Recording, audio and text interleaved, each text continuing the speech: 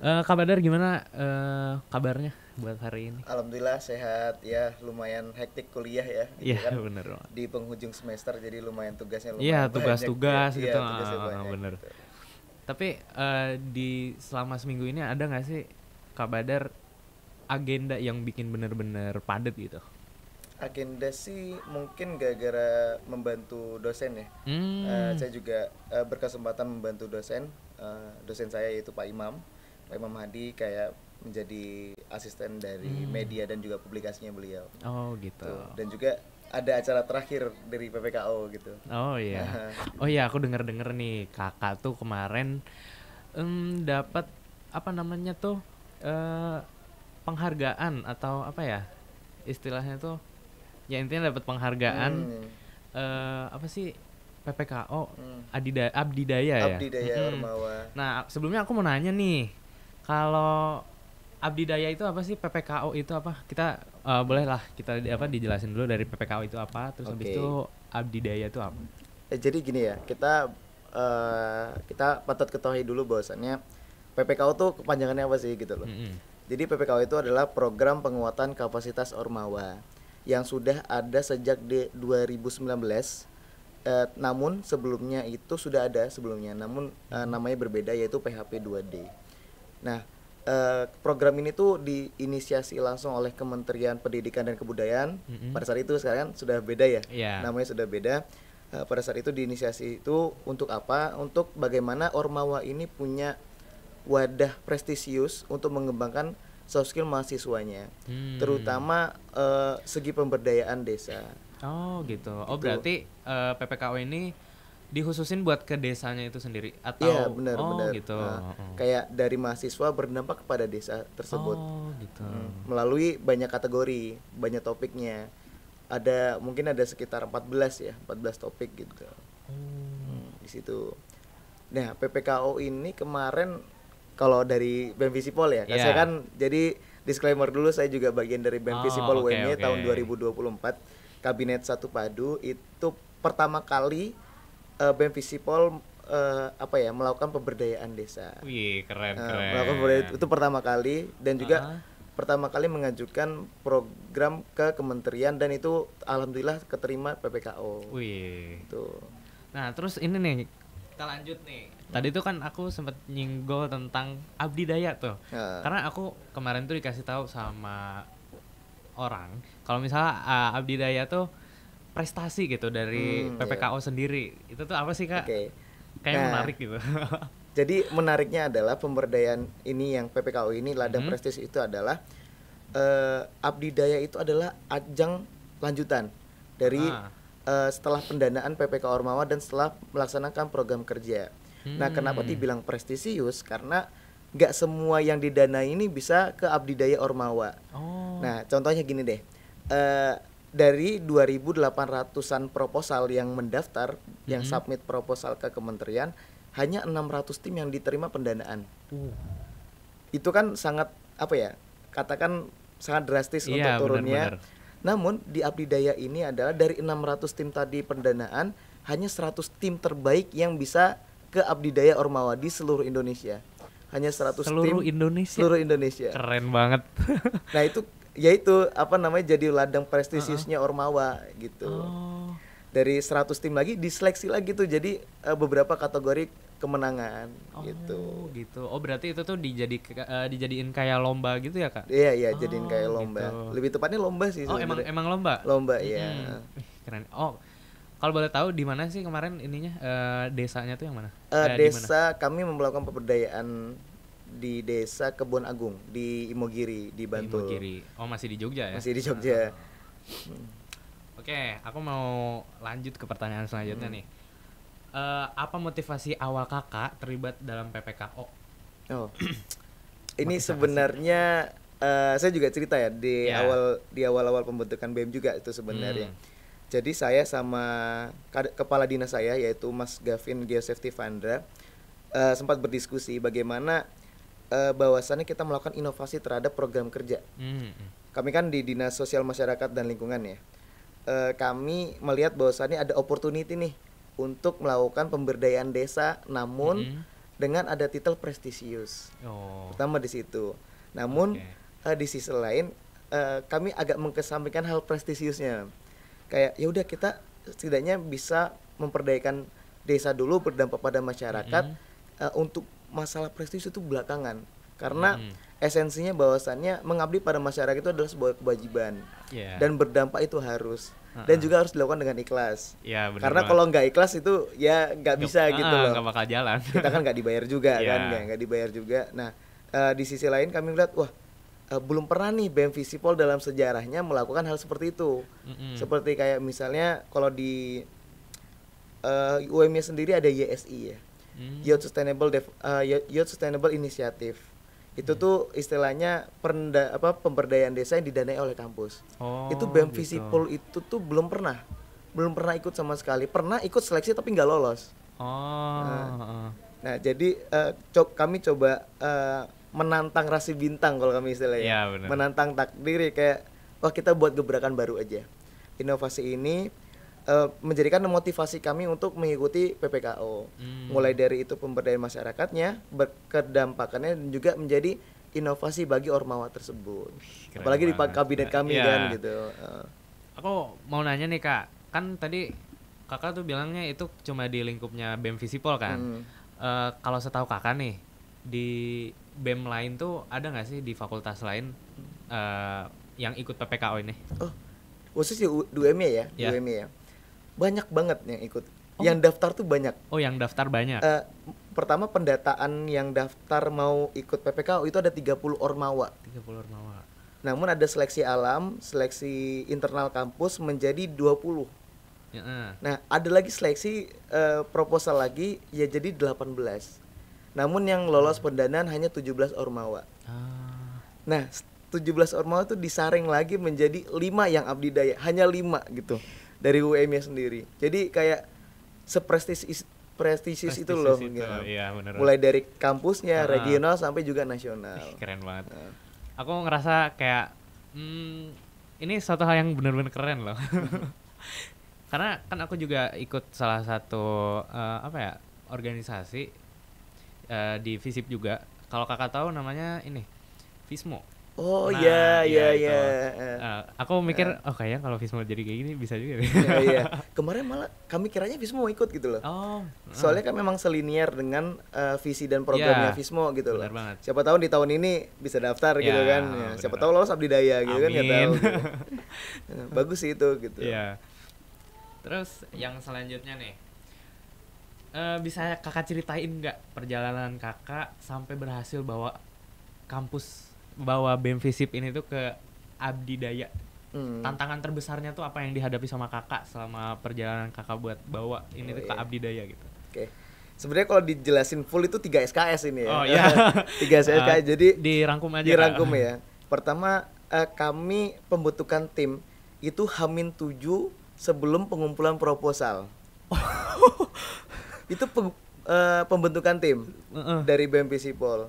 Tiba-tiba saya ditunjuk sebagai ketua. Oh ya sudah nggak apa-apa kita perjuangkan. Yeah.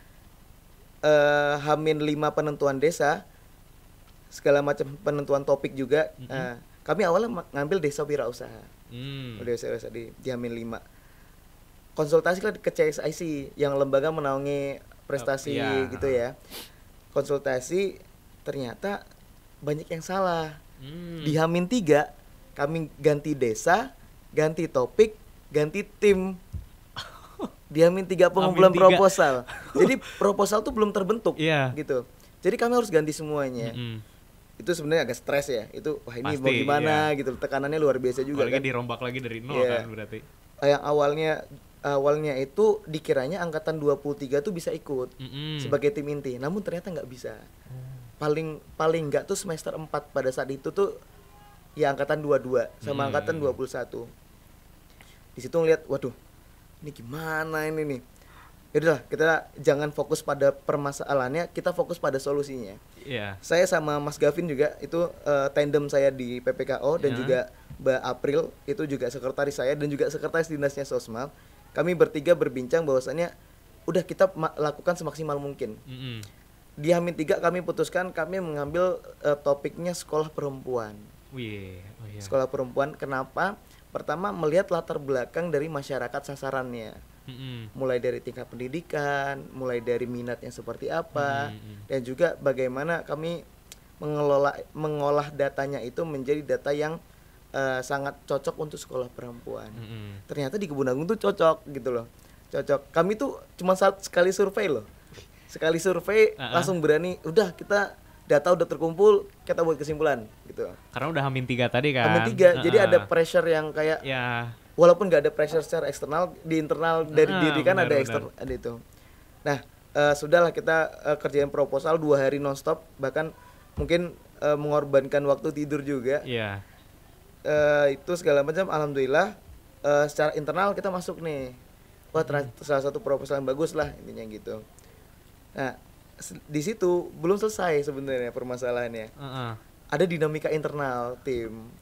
Jadi ya namanya mungkin Kamil juga pernah organisasi.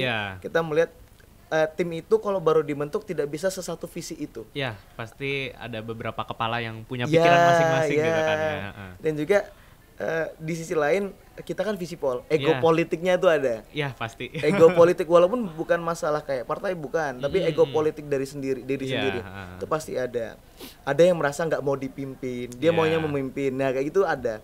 Namun kita melakukan pendekatan secara kultural. Kultural terutama saya sebagai ketua, itu tuh kita coba ngobrol lah 4 mata sama teman-teman. Satu-satu ngobrol bagaimana kebutuhan mereka, mau bagaimana arahnya segala macam, kita jadikan satu konklusi yang bagus. Alhamdulillah pada saat sebelum pengumuman itu tuh sudah jadi satu visi lagi timnya. Keren banget. Dan saya masih ingat di H-1 sebelum pengumuman itu saya sudah kayak wah ini udahlah, apapun hasilnya kita terima aja gitu. Hari H pengumuman, saya lihat, waduh, UM-nya kayak, soalnya di draft pengumuman itu UM-nya kok cuma 1 ya, gitu loh. Udah saya pasrah, saya di mobil itu, saya lagi sama teman saya lagi di mobil, saya pasrah segala macam. Loh, tiba-tiba maghrib dimasukin grup lolos didanai gitu loh. Bukannya saya nggak lolos ya, gitu loh. Dilihat lagi, oh ternyata ada BMP Sipol. Masih ingat saya nomornya tuh 604. Nah, nomornya 604. Pengumuman itu habis maghrib. Masih ingat banget di hari Jumat gitu loh. Itu ingat banget kayak gak jadi memorable gitu loh. Nah, setelah itu dinyatakan lolos, otomatis saya juga bingung nih kayak ini saya senang atau sedih ya gitu loh. Senang atau sedih karena pertama melihat bahwasannya kita tuh ininya belum matang nih secara program kerjanya. Dari mitranya, dari segala macam, kok itu belum matang. Ya udahlah, sekali lagi kita fokus pada solusi, jangan pada permasalahannya. Kita cari solusi yang terbaik. Kita adakan rapat-rapat, bahkan kami seminggu itu hampir 5 kali rapatnya. Gitu. Nguras energi banget sih pasti. Nguras energi dan juga nguras emosi gitu loh. Jadi kayak sebelum itu ada pembekalan juga, karena ini kan konversi KKN ya. Kita ada pembekalan. Kami pembukaan sekolah Sri Kandi namanya. Jadi kami namanya sekolah Sri Kandi dengan judul proposal kami Women Village School, pemberdayaan perempuan inovatif, produktif dan kreatif melalui peningkatan kapasitas ekonomi di Desa Kebun Agung. Sampai hafal itu karena revisinya hampir 20 kali itu. Di situ kita lihat namanya yang paling mencolok sekolah Sri Kandi. Dengan kita pembukaannya itu tanggal 1 Juli. Itu pembukaan sangat excited dari pemerintahnya sendiri, dari pemerintahan kelurahan, kecamatan, dan bahkan target sasarannya. Target sasaran kami kan ibu-ibu PKK sama ibu-ibu desa prima. Oh berarti bukan buat anak-anak SD SMP kayak gitu. Oh berarti khusus untuk ibu-ibu. Karena kita menyesuaikan target sasaran. Oh target sasarannya. Target sasaran juga latar belakang. Karena itu yang paling paling sesuai dengan kebutuhan. Oh ya sudah, kita perdayakannya ibu-ibu. Kan kita peningkatan kapasitas ekonomi ya, gitu ya. Kan ibu-ibu di sana basicnya banyaknya UMKM. Kami berdayakan di situ.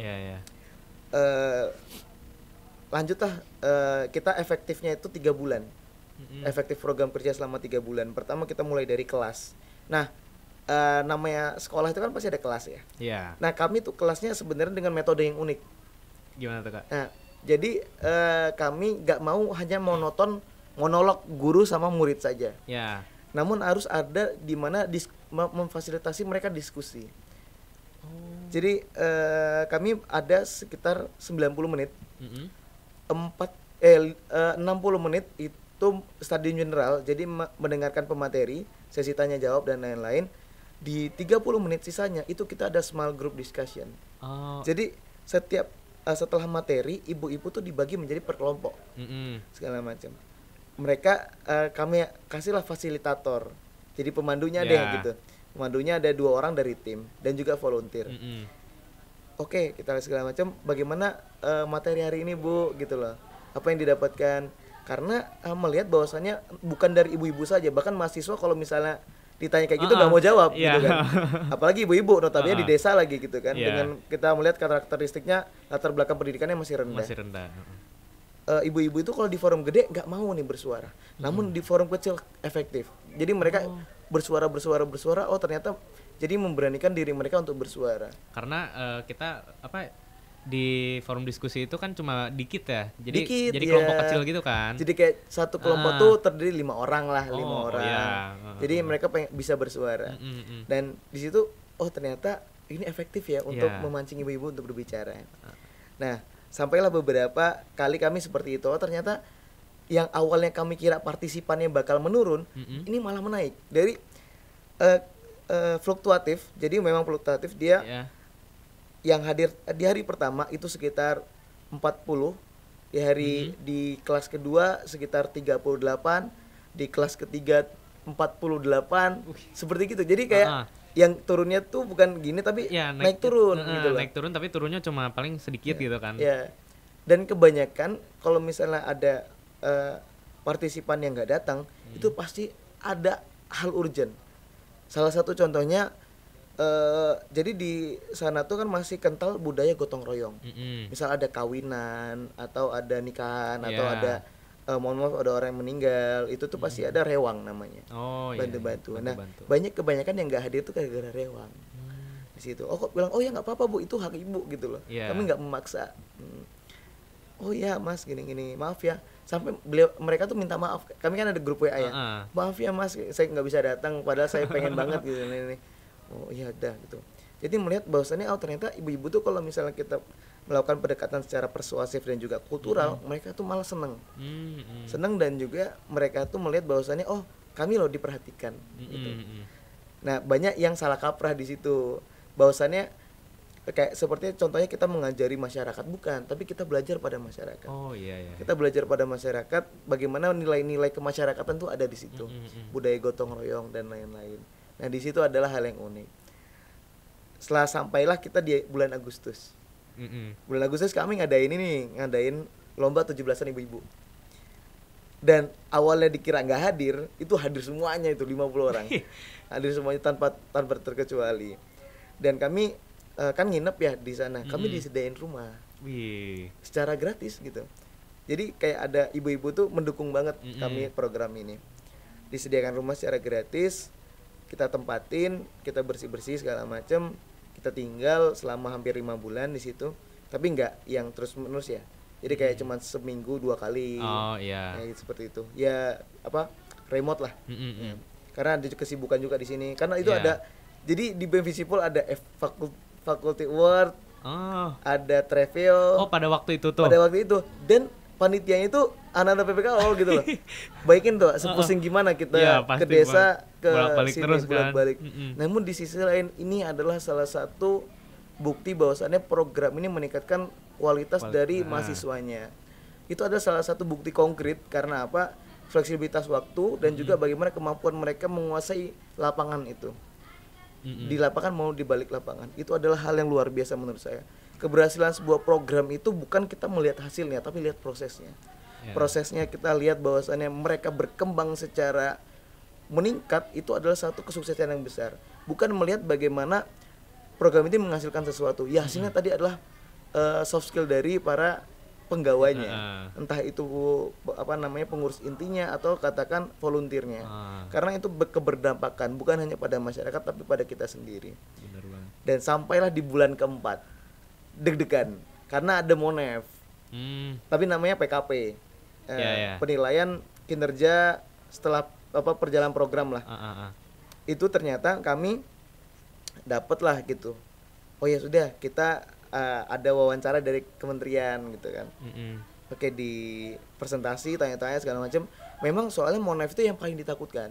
Ya. Karena apa? Kalau misal indikator keberhasilan tidak tercapai, berarti program kamu dinilai tidak berhasil. Ya, benar. Di situ kan, kami kan was-was dong gitu loh. Pasti. Kami segala macam kami susun dengan rapi dengan kerjasama dari anak-anak.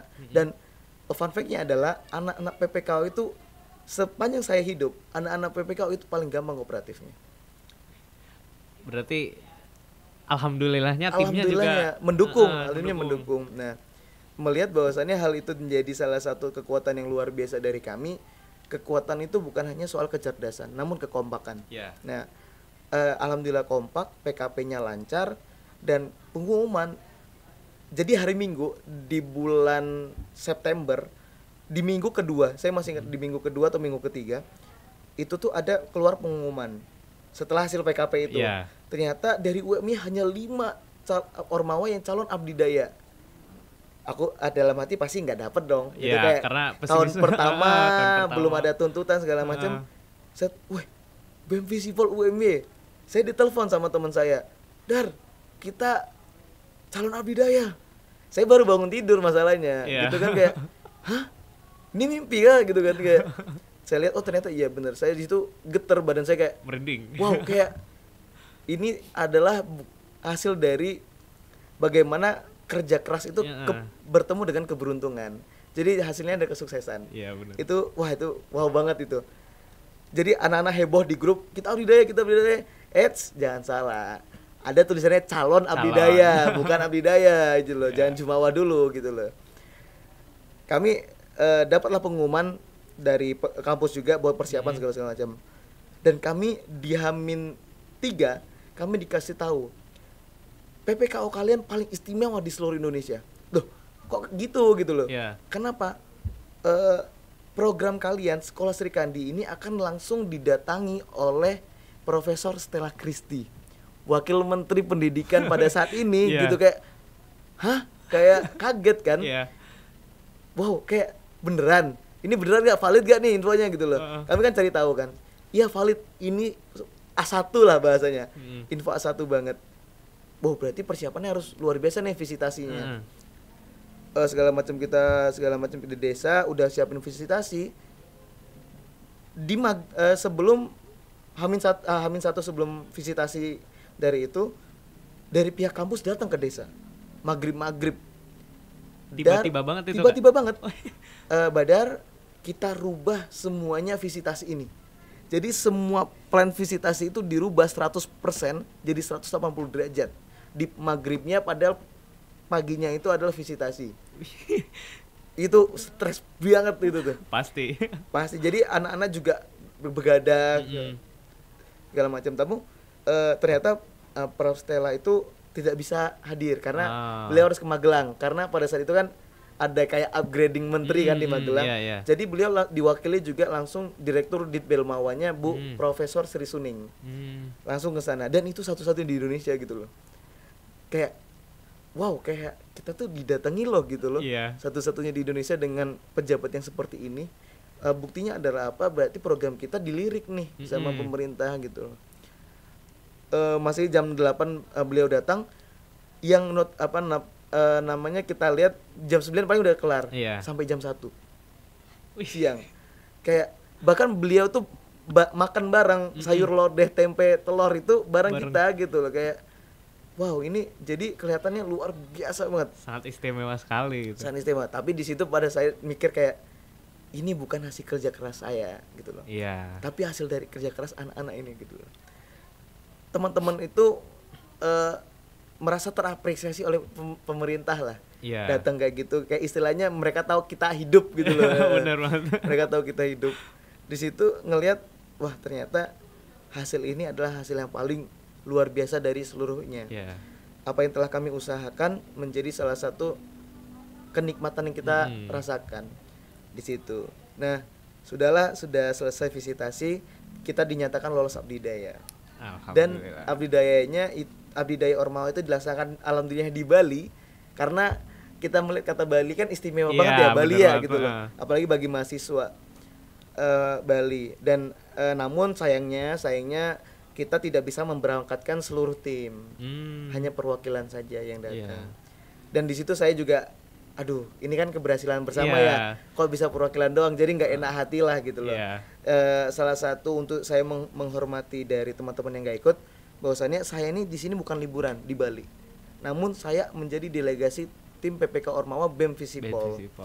Dan pada saat abdidaya, ini langsung ceritanya pas abdidaya, BEM Visipol itu ditunjuk sebagai ketua kontingen. Ketua kontingen UMY kan.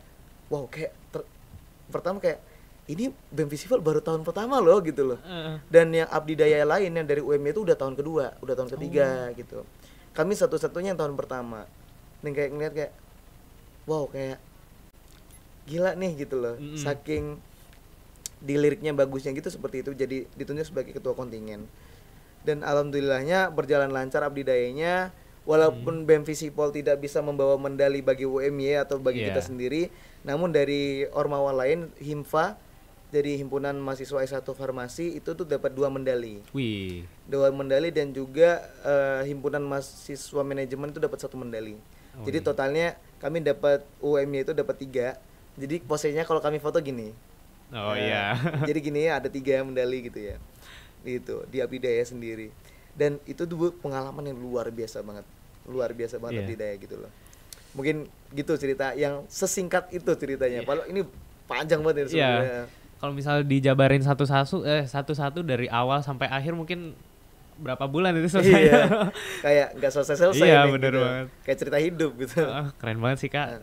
Aku ngeliatnya sangat terinspirasi banget. Kayak mungkin kapan-kapan aku pengen ikut gitu. Tapi bisa kok tahun depan tapi. Insya Allah. Oke, kita beralih ke pertanyaan selanjutnya, boleh ya Kak? Boleh. Sebagai mahasiswa, bagaimana Anda membagi waktu antara kegiatan PPKO, kuliah, dan kehidupan pribadi? Nah itu kan aku dengar ceritanya itu PPKO tuh benar-benar kelihatan padet banget ya. Apalagi belum kalau rapat, survei lapangan segala macam. Terus belum Kakak kan butuh kuliah juga, ada kelas. Terus yang namanya mahasiswa kan butuh lah yang namanya refreshing segala macam. Nah itu tuh Kakak gimana tuh ininya? Pertama saya melihat bahwasannya PPKO ini nggak boleh menjadi salah satu hambatan untuk kuliah. Karena kita mahasiswa kan kewajiban kita kuliah ya. Dan ini nggak boleh mengganggu kuliah kita. Jadi saya membuat kebijakan buat tim saya bahwasannya ketika ada kegiatan PPKO namun itu ada kegiatan kuliah, kedepankan dulu kuliahnya. Karena apa? Di sini kamu dibayar sama orang tua buat kuliah. Buat kuliah, bukan buat organisasi. Buat organisasi, namun itu sampingan ya, sampingan organisasi. Kita fokuskan ke kuliah kamu dulu, selesaikan. Tapi kan biasanya anak-anak rebel nih. Nanti aja kuliahnya gitu loh gitu. Jangan, saya nggak mau gitu loh. Saya suruh tetap kuliah. Karena apa? Kita membuat jadwal PPKO itu tidak mengganggu kuliah. Rapatnya gini, kami pengennya meninggalkan budaya yang toksik. Seperti misalnya rapat sampai larut malam. Kami maksimal jam 10. Maksimal jam 10 udah dapat nggak dapat jawaban dari rapat itu kelar. Alhamdulillahnya setiap rapat tuh kita udah tahu apa yang mau dibahas. Gitu. Jadi 2 jam kelar, segala macam kelar. Observasi di hari Sabtu misalnya. Sabtu kan udah longgar ya. Segala macamnya. Jadwal-jadwal itu tuh penting untuk disusun di awal. Melihat hal itu menjadi katakan sedikit agak mengganggu perkuliahan karena apa? Fokusnya terbagi. Nah, di sisi lain kita harus tahu nih kebutuhan dari anak-anak nih. Anak-anak kan ada beberapa yang bahkan ada yang kelas Sabtu segala macam. Nah, di situ tuh pembagian waktunya adalah ketika kamu memang kuliah, ada yang nggak kuliah kita ikut, ada acara gitu misalnya. Itu pembagian yang paling simpel. Karena apa? Kadang orang nggak sadar bahwasannya mereka meninggalkan kewajiban mereka. Iya. Di situ yang saya kurang suka ya terhadap pribadi sendiri. Dan juga kita juga ada katakan refreshing, healing lah, Ya, bahasa anak healing. sekarang healing. Tapi kadang-kadang saya kurang setuju kalau tiba-tiba langsung dikit-dikit healing gitu loh. Karena kayak lebih buang-buang waktu nggak Iya, sih gitu loh. buang-buang waktu iya, maksudnya kamu setidaknya nanti lah healingnya Iya. setelah kamu selesai self reward Nah, iya, sekalian makanya, gitu loh. Gitu. Aku mikirnya gitu, tapi anak-anak ini kan beda ya gitu ya, beda, tapi ada yang punya pemikiran yang apa ya, nggak cuman satu pemikiran aja, pasti Iya. banyak kan pemikirannya. Jadi kita juga nggak bisa memaksakan kehendak.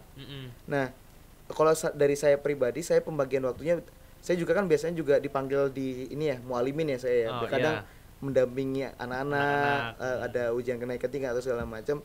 Jadi organisasi saya BEM, kuliah, ya ada tadi panggilan kalau misalnya ada pendampingan, dan juga ada PPKO segala macam di waktu yang bersamaan.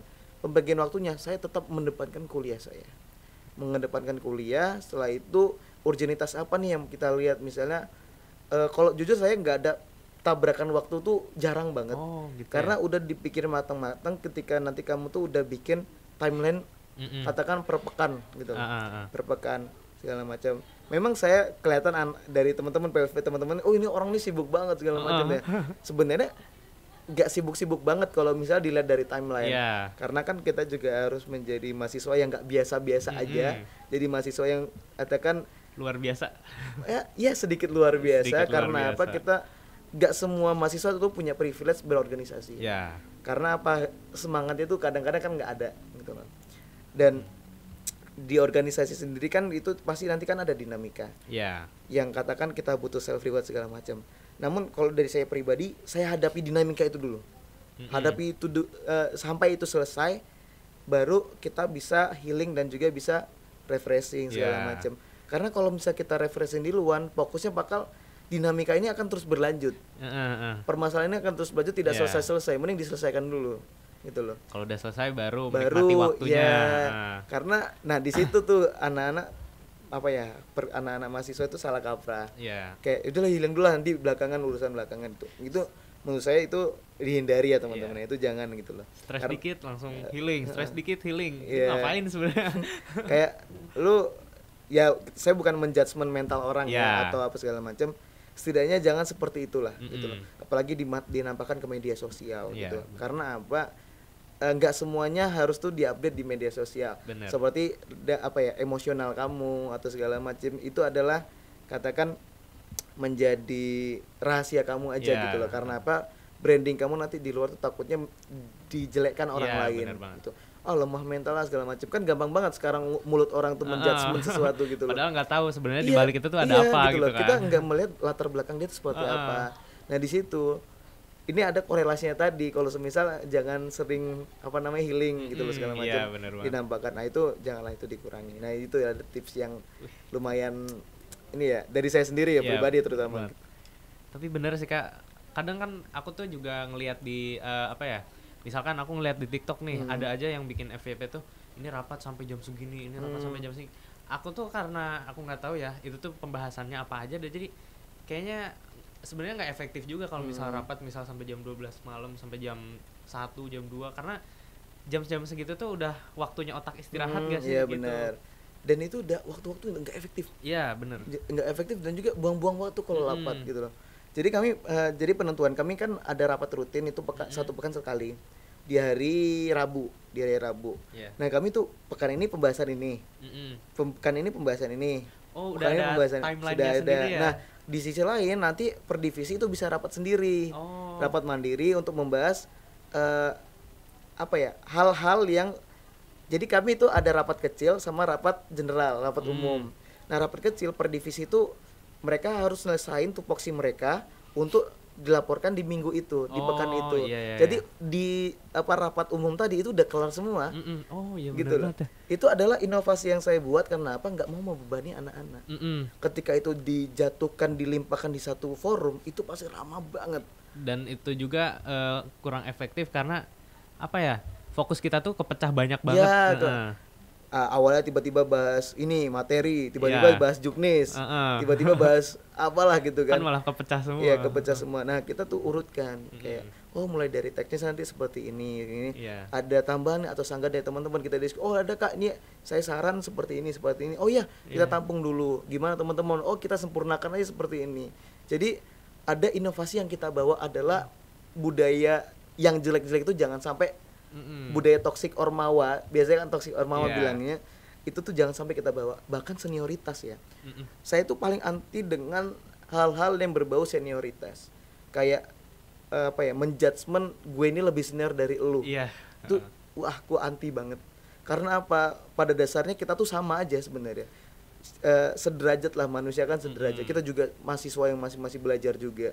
Kadang memang ada yang pengalamannya lebih banyak, Iya. dan juga ada yang masih belum punya pengalaman. Setidaknya pengalaman lebih banyak itu semakin tinggi pohonnya semakin menunduk dia. Ya. Ilmu Nah, padi. ilmu padi gitu ya.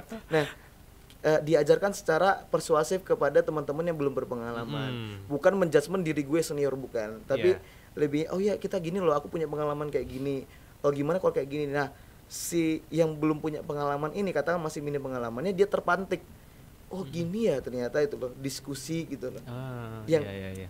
dan oh ini ya ternyata keputusan tuh seperti ini, penentuan keputusan. Dan di situ adalah inovasi dari yang kami lakukan. Gak cuman inovasi program kerja segala macam, enggak, namun inovasi budaya yang kamu bawa di Ormawa itu sendiri. Tuh. Wih, keren banget sih kak. Eh, Bener ya, kita tuh berarti bener-bener harus kayak yang aku tangkep nih kak. Tadi tuh kakak tuh bagusnya tuh dari awal ini udah nyusun timeline apa aja yang mau dibahas. Jadi kita rapat tuh nggak bertele-tele gitu. Heeh. Terus juga yang apa, nutup rapat tuh di jam 10 iya, gitu, di itu jam 10. bener sih, keren banget sih. Oke kak, lanjut ke pertanyaan selanjutnya ya kak. Apa yang kakak lakukan untuk tetap konsisten dan produktif meskipun banyak tanggung jawabnya? Wah, ini berat ya kalau Konsistensi nih. konsistensi itu berat Iya. sebenarnya. Sebenarnya yang paling berat di kita berorganisasi atau kita kerja nanti adalah konsisten. Itu berat banget. Karena apa? Mood kita kan naik turun ya, fluktuatif Bener ya. banget. Dan melihat bahwasannya konsisten itu apa ya? Hal yang paling penting dari konsisten adalah pertama mindset sih. Sudut pandang kamu seperti apa menilai sesuatu. Karena ketika kamu sudah positif memikirkan sesuatu, sudut pandangnya positif, kamu bisa bergerak secara konsisten. Oh iya.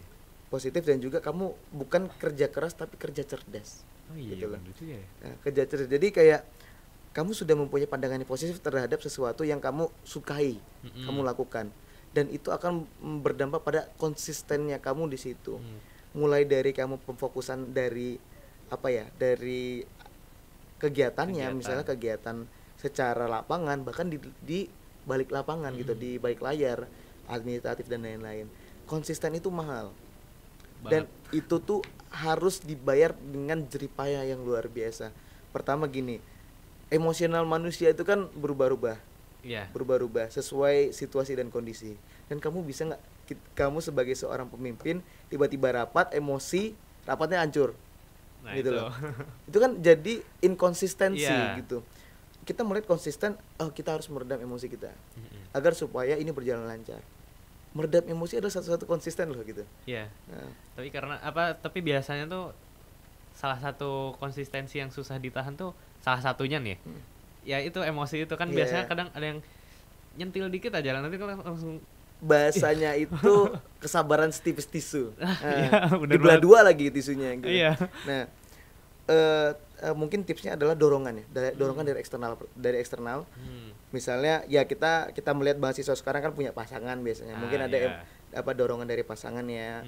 Atau misalnya dari lingkaran satunya, teman-temannya, keluarga. Itu bener-bener katakan berimpact banget terhadap emosional orang dan konsistensi sesuatu yang dia lakukan. Karena kalau tidak dari dukungan itu dari siapa lagi, Iya, gitu bener. loh. Dan kedua, dukungan dari pribadi, diri sendiri.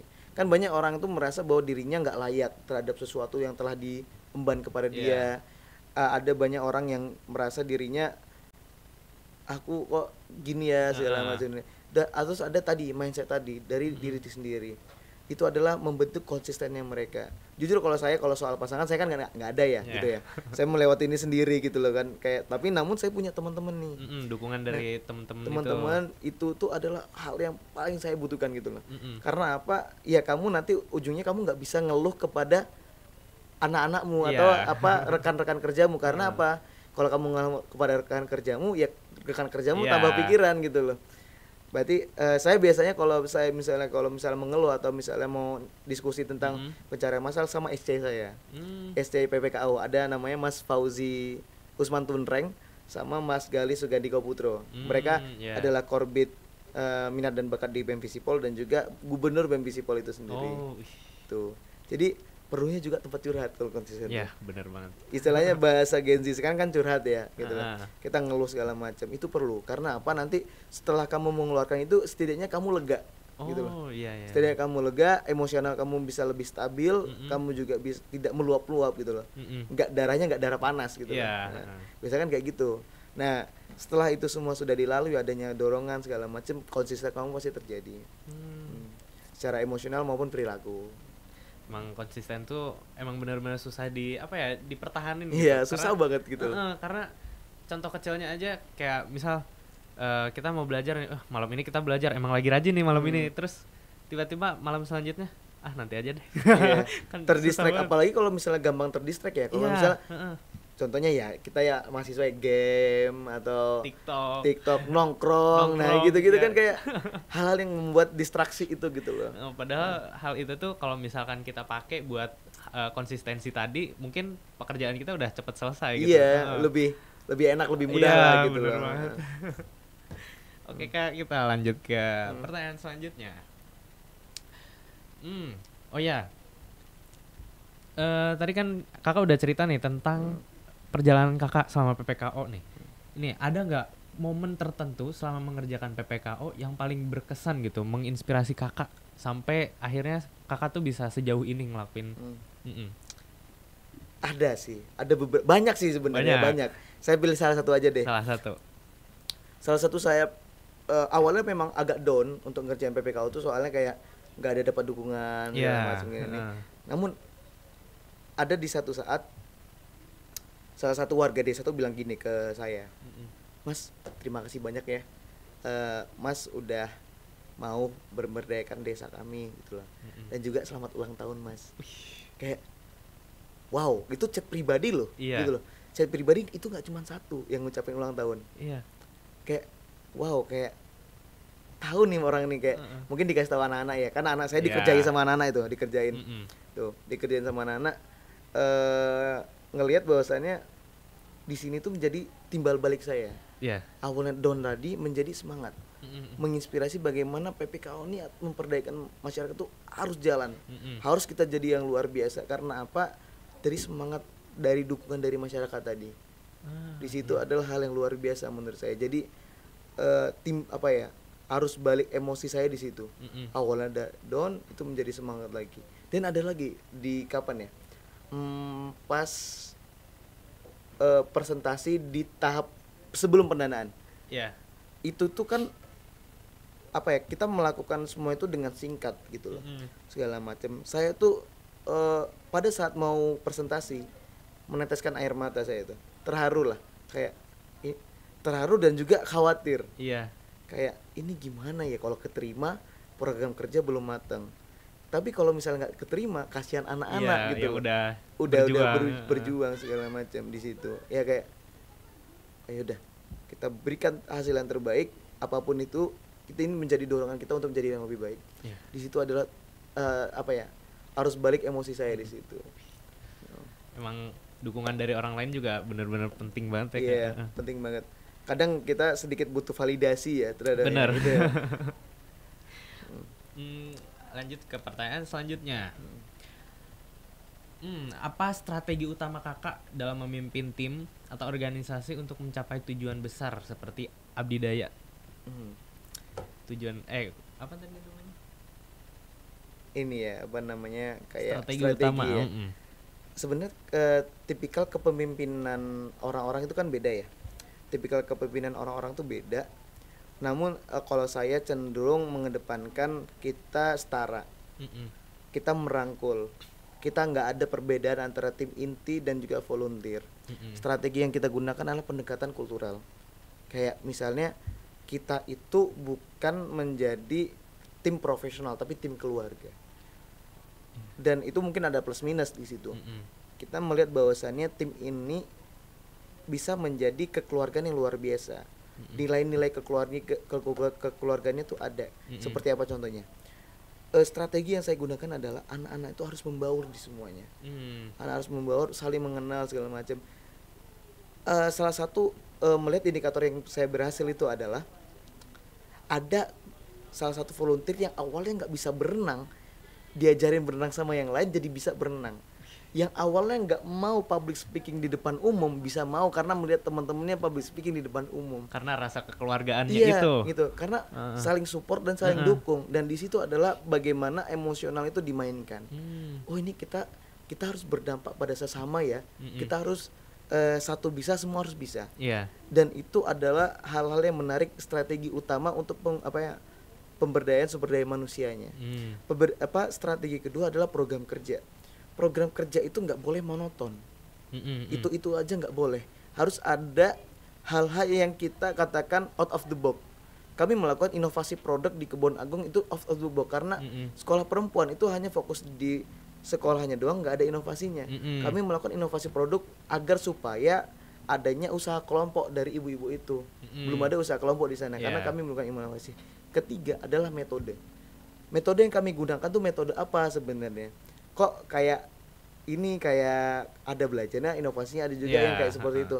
Kami sekali lagi menggunakan metode itu tuh, kalau saya sebutnya itu adalah sosialisasi kerakyatan gitu. Kalau saya sendiri ya gitu. Karena apa? Melibatkan bagaimana aktivitas sosial masyarakat ini menjadikan latar belakang kami melakukan sesuatu hal. Semisal ada kebutuhan masyarakat ini, oh ya kita lakukan. Ada kebutuhan masyarakat ini kita lakukan. Ada kebutuhan dari tim ini kita lakukan. Jadi semua kita akomodir. Saling support juga saling kan. Support. Intinya paling saling support. Saling support. Dan saling support tuh susah, bro. Karena ada ego. Pasti. Setiap orang tuh ada ego, dan ego itu susah dikalahkan. Tapi kalau sudah mengalahkan ego, strateginya memang sejalan. Dan salah satu hal lagi yang paling penting kalau strategi atau program kerja mau sukses, setiap anggota itu setidaknya percaya pada kebijakan pemimpinnya. Benar. Karena kebijakan pemimpin itu pasti udah diperhitungkan beberapa kali gitu. Kayak bahkan lebih dari 2 kali pasti diperhitungkannya. Dan mereka percaya hal itu. Kayak oh ya misalnya kalau ketua udah bilang kebijakannya seperti ini, oh kita sepertinya arah ke situ, tapi boleh dikritik. Itu boleh dikritik, misalkan boleh dikritik. Kritik aja nggak apa-apa, itu bebas kritik kalian. Kritik yang membangun, bukan kritik yang menjudge gitu ya. Kami juga melakukan metode apa? Kami tidak ada evaluasi pasca kegiatan. Karena kalau ketika evaluasi langsung pasca kegiatan, pertama emosionalnya belum stabil. Masih salah-salahan pribadi, segala macam. Nggak boleh ada menyerang karakter.